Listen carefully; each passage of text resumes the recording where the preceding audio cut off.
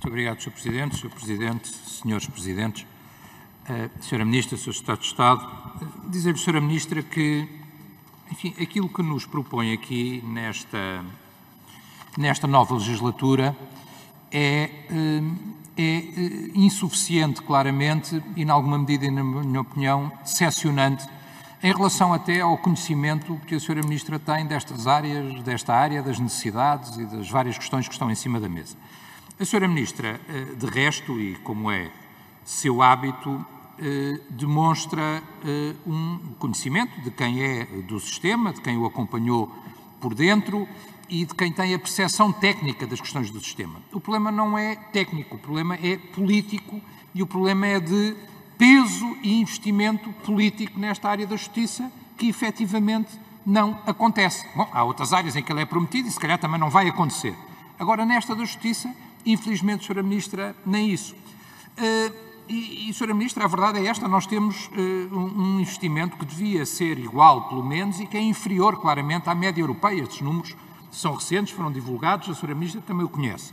Mas se temos um investimento que é inferior, temos também um número de funcionários, por exemplo, a trabalhar na área de justiça por juiz, que também ele próprio é inferior. Mas, quer dizer, mas há coisas que são superiores. O que é superior, por exemplo? Continua a ser a morosidade dos nossos tribunais, continuam a ser os atrasos, e já lhe foi perguntado aqui mais de uma vez, curiosamente pelos partidos da oposição, mas também pelos partidos que viabilizarão este orçamento.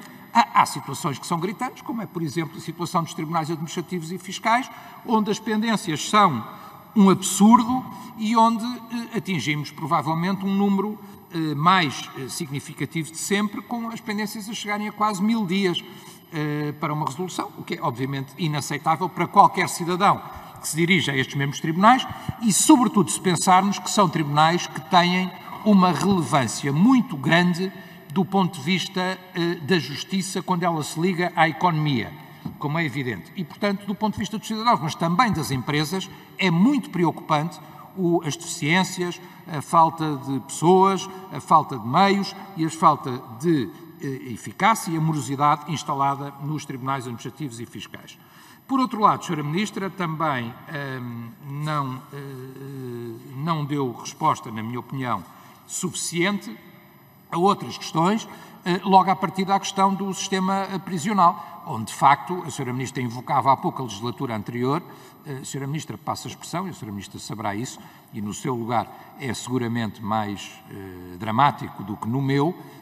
Na legislatura anterior nós assistimos a um calvário em termos de sistema prisional, com contestações constantes, com greves, com motins em várias prisões, enfim, uma situação que merecia uma resposta política eficiente dos vários pontos de vista, do ponto de vista daqueles que têm a obrigação e que são os guardas prisionais e que têm que ver, obviamente, as suas condições de trabalho resolvidas e satisfeitas, mas também, obviamente, do ponto de vista dos direitos humanos e das condições em que estão os presos nesses mesmos estabelecimentos prisionais, sendo que há casos que a Sra. Ministra sabe e que são gritantes, como, por exemplo, as questões do apoio na saúde. Inclusivamente, foi feita, em alguns casos, e ocorreu na legislatura passada, uma contratação com uma empresa que, aparentemente, não terá sequer pago aos seus funcionários e terá desaparecido do mapa, deixando uma situação dramática, para além das reclamações em termos de alimentação, etc. por aí fora. E, portanto, não temos aqui também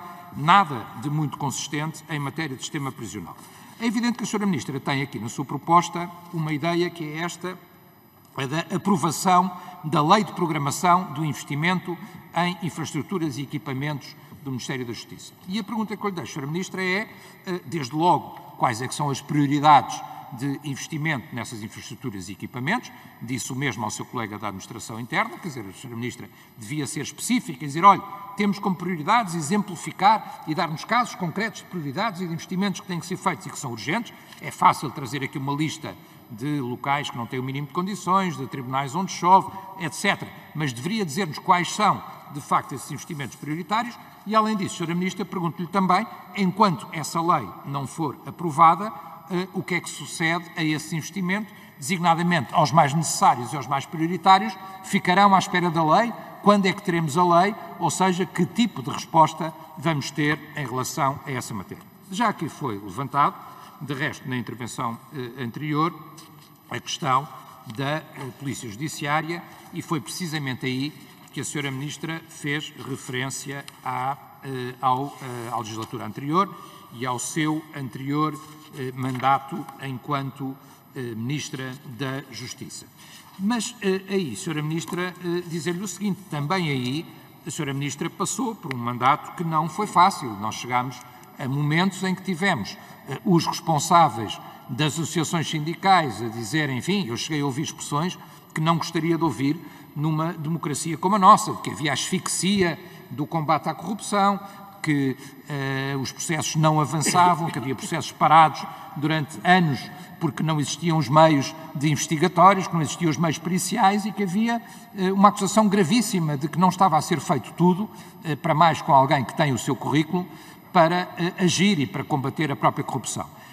E ouvimos dos responsáveis sindicais, ouvimos do Diretor Nacional, que foi muito crítico em vários momentos. Sabemos, entretanto, e reconheço isso, que foi feito um esforço a que a Sra. Ministra aludiu no final da legislatura passada, mas estamos ainda muito longe daquilo que seria necessário. Não vou repetir aqui números que foram trazidos, mas o próprio quadro global será deficitário em qualquer coisa como 800 agentes investigadores. Quer dizer, portanto, há uma falha muito clara e esses números são conhecidos, para além do próprio equipamento que aqui também foi referido. A Sra. Ministra, a essa altura, diz, bom, mas também não podem entrar muitos, porque senão saem.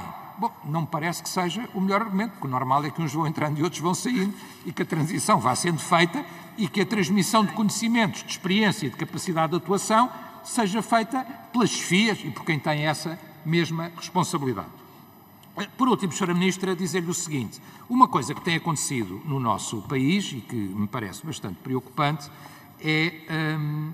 são as ameaças constantes a quem exerce funções públicas. Na área da saúde é conhecido, na área da justiça também, inclusivamente como magistrados ameaçados, inclusivamente em salas de tribunal, etc. por aí fora. Eu pergunto, Sra. Ministra, qual é a sua disponibilidade para responder e ponderar essa matéria, uma vez que não está nas opções que aqui nos apresenta. Por outro lado, se em relação ao combate à corrupção são fundamentais esses meios, eu pergunto-lhe também, sob pena de concluirmos que, em termos de combate à corrupção, isto é claramente insuficiente e não satisfaz, não é satisfatório no combate à corrupção, se a Sra. Ministra admite também alterações do ponto de vista legislativo. Designadamente, vai ou não avançar com o Estatuto do Denunciante, que o CDS apoia e que nos parece da maior importância, vamos ou não criar um novo Estatuto do Arrependido, avançando desse ponto de vista de uma forma mais séria no chamado direito premial, de forma a conseguirmos que essa colaboração, estou mesmo a terminar, Sr. Presidente, seja feita desde as fases iniciais do processo, como de resto o próprio Ministério Público, a própria Polícia Judiciária têm levantado muitas vezes e seria essencial para garantirmos melhores resultados em termos de investigação e melhores resultados que o país bem precisa no combate à corrupção. Muito obrigado, Sr. Deputado. A palavra à Sra. Ministra para responder. Faça, Sra. Ministra. Sr. Deputado Telmo Correia, muito obrigada pelas questões que me colocou. Eu gostava de recordar que de cada vez que o Sr. Deputado Telmo Correia na Comissão me dizia que tinha havido motins nas prisões, eu dizia não foram motins. Pronto. E mantenho isso. Nós não tivemos, de facto, motins nas prisões, tivemos situações em que houve quebras de ordem, mas não tivemos motins nas prisões. E relativamente ao sistema prisional, eu gostava de recordar aqui que foi a área que primeiro me ocupou e a área que mais ocupou o Ministério da Justiça no início do mandato. Nós, relativamente ao corpo, sobretudo relativamente ao corpo da Guarda Prisional, não só fizemos admissões na ordem das centenas, nós admitimos 400 guardas prisionais, fizemos promoções para as categorias superiores, fizemos a equiparação que era pretendida já no final da legislatura à PSP, portanto, que vinha de 2015 e que não tinha sido feita. Neste momento, no ano passado, houve o recrutamento de mais 24 guardas prisionais. Temos em aberto, para reserva de recrutamento, temos a hipótese de contemplar mais 150 a 200 guardas prisionais. Isto é aquilo que lhe posso dizer no que diz respeito aos guardas prisionais e ao sistema prisional e, portanto, à componente, se assim se pode dizer, de defesa no interior das prisões. Ora bem, mas queria também, Sr. Deputado, dizer-lhe que, relativamente a esta matéria, relativamente à questão dos guardas prisionais, nós, neste momento, temos uma rácio de guarda prisional por recluso inferior à média do Conselho da Europa. E que, portanto, aquilo que vamos fazer é vamos fazer renovações, efetivamente, considerando a idade média das pessoas que lá estão. Porque isso é importante fazer. Porque nós não podemos ter em espaços, que são espaços confinados, de grande agressividade, pessoas com idades muito superiores àquelas em que têm a vitalidade e a força suficiente para poderem agir em caso de necessidade. Em matéria o Sr. Deputado falou também das questões de saúde nas prisões. Sr. Deputado, mas em matéria de saúde nas prisões nós fizemos um trabalho exemplar. Nós tivemos uma nota positiva da OMS em matéria de saúde nas prisões. Talvez seja útil acompanhar isso.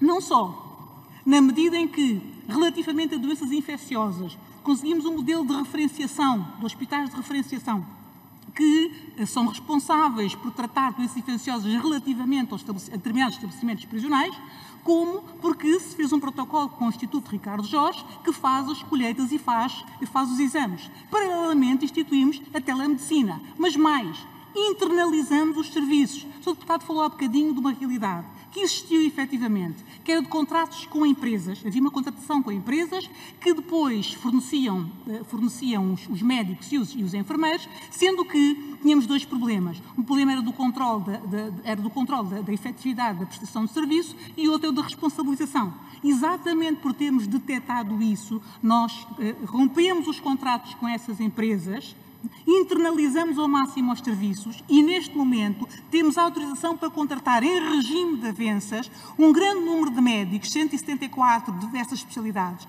408 enfermeiros, 105 técnicos de saúde e 99 auxiliares de ação médica. Isto para resolvermos o problema das avanças que tínhamos e que não conseguíamos controlar. Portanto, Sr. Deputado, estamos atentos ao problema da saúde no interior dos estabelecimentos prisionais.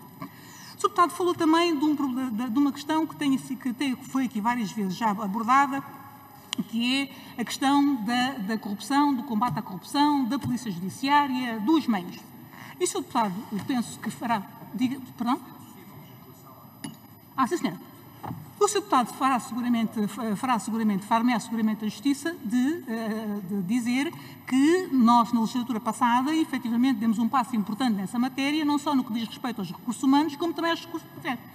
E que aquilo que pretendemos passar a fazer de futuro é fazer recrutamentos, ou recrutar regularmente, justamente para evitar... Eu não disse que nós não íamos recrutar para não recrutar 100. Aquilo que digo é, vamos regularizar o recrutamento para evitarmos justamente esses recrutamentos muito grandes que acabam por dar origem a entradas maciças e saídas igualmente maciças. Quanto à questão do direito premial, a proposta sobre o que eu falei, e aquilo que o Governo estaria disposto a fazer, era uma intervenção ligeira, em sede de direito premial, de molde a reduzir os pactos de silêncio.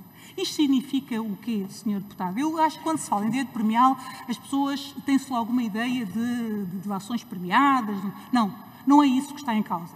Aquilo que está em causa é uma intervenção ao nível da norma que já existe hoje no Código Penal e que prevê a dispensa ou isenção da pena naquelas circunstâncias em que o agente denuncia o crime, faça a denúncia do crime, nos 30 dias subsequentes à prática do ato e ainda antes de ser instaurado o procedimento criminal. A indicação que temos das magistraturas é que isso não funciona. Esse condicionamento de tempo não funciona. E, portanto, aquilo que se trata era de melhorar essa norma no que diz respeito ao condicionamento de tempo e permitir que o agente, em qualquer altura, pudesse efetivamente vir a beneficiar da isenção, da redução ou da isenção da pena, desde que, efetivamente, não se produzissem os resultados do crime e ele fizesse a denúncia, ainda que no decurso do inquérito. Essa é uma hipótese que está em estudo e que está em análise. E que depois acabou por dar toda essa retórica em torno de delações premiadas e coisas semelhantes. Aquilo que está solicitado é utilizar mecanismos que já existem e aperfeiçoá-los. Nós podemos fazê-lo, podemos avançar nesse caminho com relativa segurança e com eficácia, seguramente. Muito obrigada.